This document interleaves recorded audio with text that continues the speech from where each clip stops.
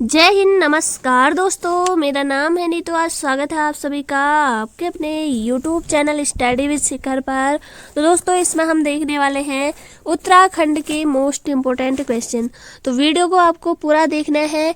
और पहला क्वेश्चन है आज का यहाँ पर, कुमाऊं में कुलीन ब्राह्मणों द्वारा हल न चलाने की प्रथा को किस वर्ष समाप्त किया गया था?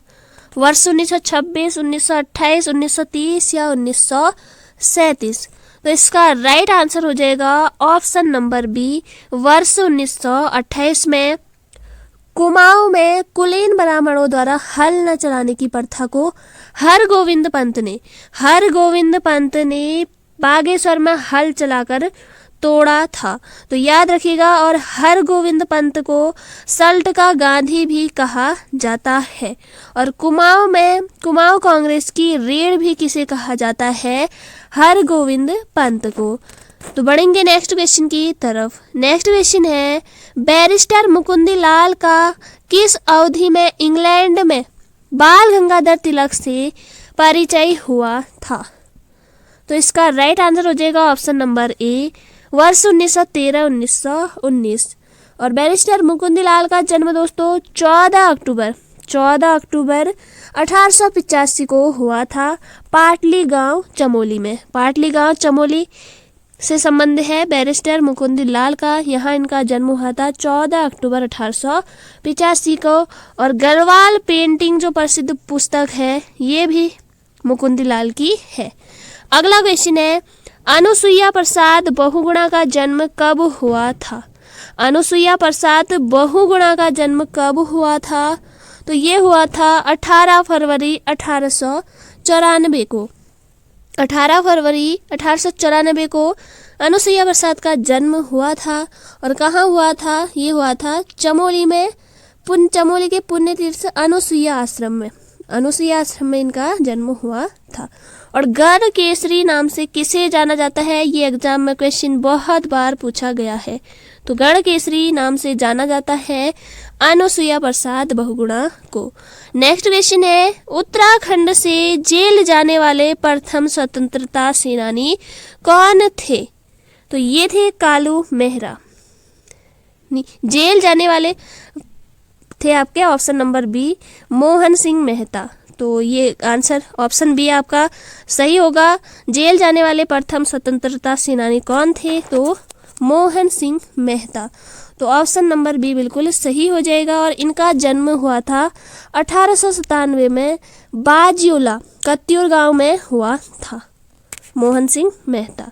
अगला क्वेश्चन, कोटद्वार से कॉर्बेट राष्ट्रीय उद्यान का पाखरो व रथुआढ़ा प्रवेश द्वार का शुभारंभ कब किया गया?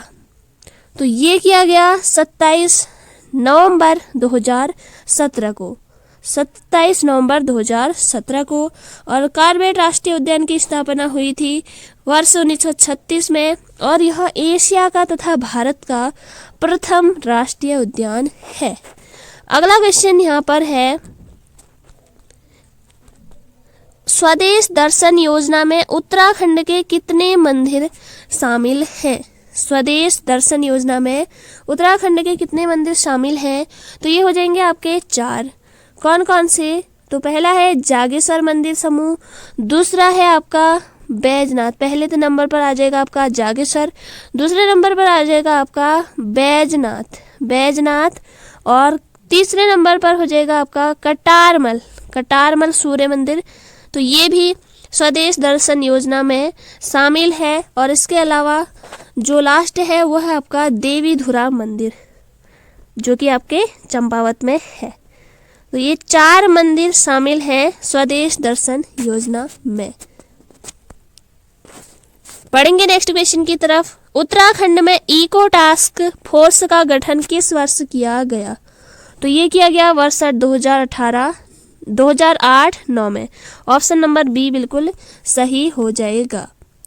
इको टास्क फोर्स का गठन दोस्तों भूतपूर्व सैनिकों को रोजगार देने और वनीकरण में वृद्धि करने और वन सुरक्षा प्रदान करने के उद्देश्य से किया गया था। इको टास्क फोर्स का गठन 2008-9 में। अगला क्वेश्चन है, झपटो छीनो आंदोलन का संबंध उत्तराखंड के किस जनपद से है? तो ये हो जाएगा आपका चमोली से। ऑप्शन नंबर ए बिल्कुल सही हो जाएगा। चमोली जनपद में दोस्तों नंदा देवी राष्ट्रीय पार्क पर लगे प्रतिबंध को हटाने के विरोध में लाता गांव में, याद रखिएगा, 21 जून 1998 को वहां की स्थानीय जनता द्वारा धरना प्रदर्शन किया गया था। तो यही जो प्रदर्शन था, यही झपटो छीनो आंदोलन के नाम से जाना जाता है। तो 21 जून 1998 याद रखिएगा। अगला क्वेश्चन है, बिलकेश्वर महादेव मंदिर किस पर्वत की तलहटी पर स्थित है? बिलकेश्वर महादेव मंदिर किस पर्वत की तलहटी पर स्थित है? तो इसका राइट आंसर हो जाएगा बिल्व। ऑप्शन नंबर ए बिल्कुल सही हो जाएगा। बिलकेश्वर महादेव मंदिर स्थित है दोस्तों, ये हो जाएगा आपका हरिद्वार जनपद में। हरिद्वार जनपद में स्थित है और यहाँ मान्यता है कि यहाँ पर देवी पार्वती ने शिव प्राप्ति की कठिन तपस्या की थी। अगला क्वेश्चन, चौबदार कर निम्न में से किसके शासनकाल में प्रचलित था? चौबदार कर निम्नलिखित में से किससे प्रचलित था? तो ये हो जाएगा आपका ऑप्शन नंबर ए, चंद काल में प्रसिद्ध था।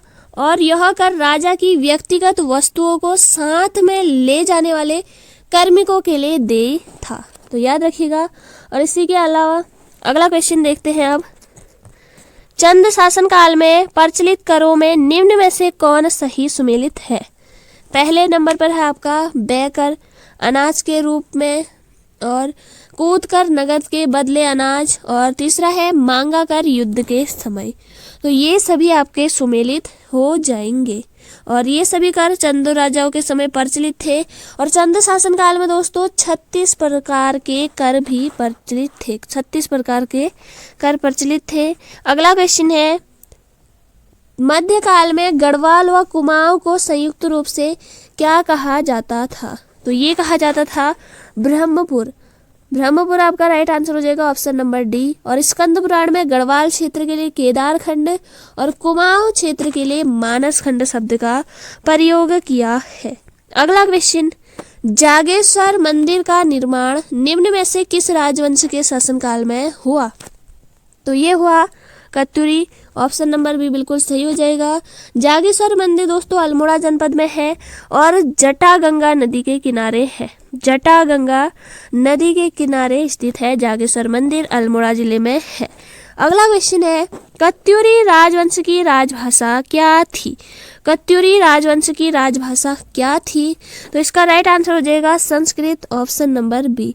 और कत्यूरी राजवंश की प्रारंभिक राजधानी दोस्तों ये थी आपकी कार्तिकेयपुर जोशीमठ। कार्तिकेयपुर जोशीमठ में कत्यूरी राजवंश की प्रारंभिक राजधानी थी। और इसके बाद इस राजवंश की राजधानी जो दूसरी थी वो थी कत्यूर घाटी बागेश्वर में स्थानांतरित की गई थी बाद में। और इसे उत्तराखंड का प्रथम ऐतिहासिक राजवंश माना जाता है। तो कत्यूर राजवंश को उत्तराखंड का प्रथम ऐतिहासिक राजवंश माना जाता है। बढ़ेंगे अगले क्वेश्चन की तरफ। टिहरी गढ़वाल में किस वर्ष चाय की खेती प्रारंभ की गई थी? तो ये की गई थी आपके ऑप्शन नंबर बी 1835 में। टिहरी गढ़वाल में किस वर्ष चाय की खेती प्रारंभ की गई? 1835 में। और याद रखिएगा उत्तराखंड में विशव हेवर ने सर्वप्रथम वर्ष 1824 में चाय की खेती प्रारंभ की थी उत्तराखंड में विशव हेवर ने, और वर्ष 1824 में चाय की खेती प्रारंभ की थी। और टिहरी गढ़वाल में चाय की खेती प्रारंभ की गई वर्ष 1835 में। याद रखिएगा। बढ़ेंगे अगले क्वेश्चन की तरफ।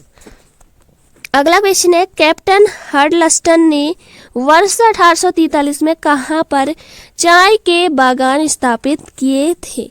घोड़ाखाल, हवाला बाग, रामगढ़ या गडोली? तो इसका राइट आंसर हो जाएगा गडोली। गडोली आपका दोस्तों ये पड़ता है पौड़ी में। पौड़ी में गडोली नामक स्थान है। और ब्रिटिश काल में हवाल बाग में मेजर कॉर्बेट ने, और घोड़ाखाल में जनरल व्हीलर ने, और रामगढ़ में आपके व्हीलर ने, रामगढ़ में याद रखिएगा। और रामगढ़ और मिस्टर डेरियाज ने चाय के बागान यहाँ पर स्थापित किए। हवाल बाग में मेजर कॉर्बेट और घोड़ाखाल में जनरल व्हीलर ने आपको याद रखना है।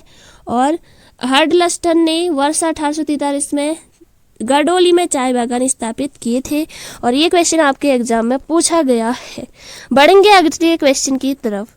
कलकत्ता से किस वर्ष चाय के 200 पौधों की पहली खेप कुमाऊं मंगाई गई?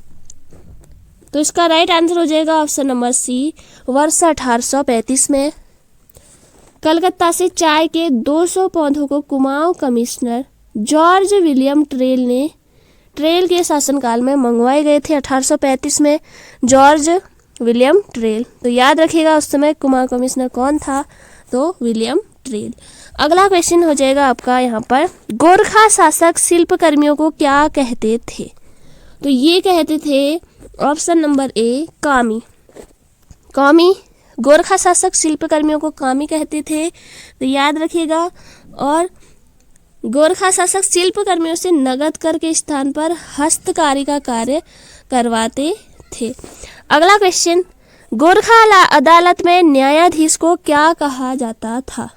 गोरखा अदालत में न्यायाधीश को क्या कहा जाता था? तो ये कहा जाता था विचारी। ऑप्शन नंबर डी बिल्कुल सही हो जाएगा। और गोरखा अदालत में न्यायाधीश के अतिरिक्त अन्य कार्यकर्ता सभा कहलाते थे और न्यायाधीश को विचारी कहा जाता था। अगला क्वेश्चन है, उत्तराखंड के किस आंदोलन को असहयोग आंदोलन की पहली ईंट कहा गया? तो ये कहा गया कुली बेगार आंदोलन को। कुली बेगार आंदोलन को स्वामी सत्यदेव ने असहयोग आंदोलन की पहली ईंट कहा। और महात्मा गांधी ने कुली बेगार को कहा था रक्तहीन क्रांति। तो कुली बेगार को रक्तहीन क्रांति की संज्ञा दी थी महात्मा गांधी ने, और असहयोग आंदोलन की पहली ईंट कहा था स्वामी सत्यदेव ने। तो दोस्तों ये थे आज के इम्पोर्टेंट क्वेश्चन। उम्मीद है आपने सारे क्वेश्चनों को अच्छे से किया। तो इसी तरह अपनी तैयारी करते रहिए। और अगर आप चैनल पर नए हैं तो चैनल को जरूर से सब्सक्राइब करिए, बेल आइकन को ऑन रखिए ताकि आने वाले वीडियो का नोटिफिकेशन आपको सबसे पहले मिले। साथ ही वीडियो को लाइक, दोस्तों के साथ शेयर जरूर करें। जय हिंद, जय भारत।